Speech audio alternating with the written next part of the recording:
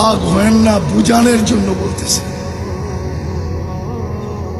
সৃষ্টির ভিতরে শ্রেষ্ঠত্ব দিল, মানবতা কোথায়?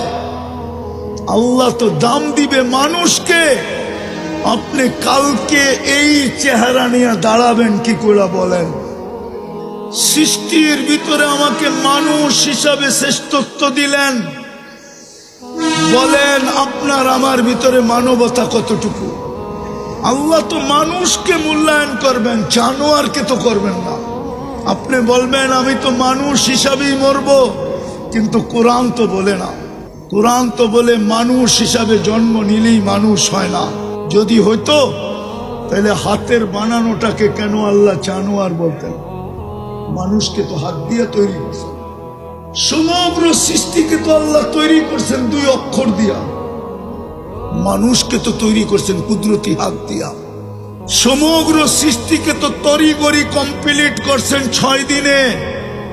আপনাকে আমাকে তো কমপ্লিট করলেন 10 মাসে। আপনাকে কেন জানোয়ার বলবে? আরো 2-4টা দেখাবো।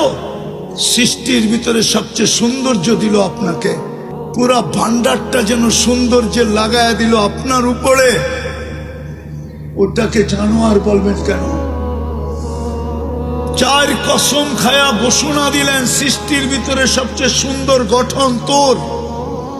3 ওয়াসাইতুন ওয়া তুরে সিনিন ওয়া হাদাল বালাদিল আমিন।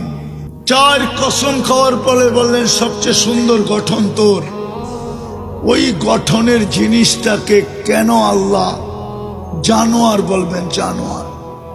আরেকটা বলবো, সাজাইতে সাজাইতে যার শব্দটা যদিও আল্লাহর জন্য শোভনীয় না, কিন্তু আমি বুঝানোর জন্য বলতেছি,